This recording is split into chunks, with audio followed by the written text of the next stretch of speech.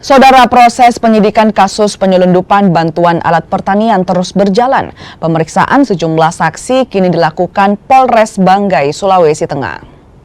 Pemeriksaan sejumlah saksi kini dilakukan tim penyidik tindak pidana korupsi Polres Banggai. Barang bukti berupa mesin pertanian yang biasa dipakai untuk memanen telah berada di Mapolres Banggai. Alat bantuan pertanian ini sedianya akan diserahkan ke kelompok tani di Banggai, namun oleh pelaku diperjualbelikan. Polisi bilang penetapan tersangka akan segera dilakukan setelah tahap penyidikan. Tindakan penangkapan dari Polres Pelabuhan Makassar. Dari sini pimpinan Polres Pelabuhan Makassar berkoordinasi dengan Polres Banggai karena terindikasi mesin pertanian ini berasal dari Sulawesi Tengah.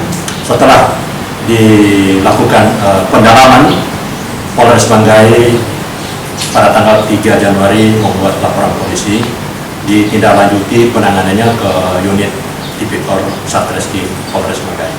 Perlu kami jelaskan bahwa perkara ini sudah digelar untuk penyidikan. Kasus ini terungkap usai adanya penangkapan di Pelabuhan Makassar. Setelah ditelusuri, mesin pertanian tersebut merupakan bantuan pemerintah untuk kelompok tani di Kabupaten Banggai. Tim Liputan Kompas TV Banggai, Sulawesi Tengah.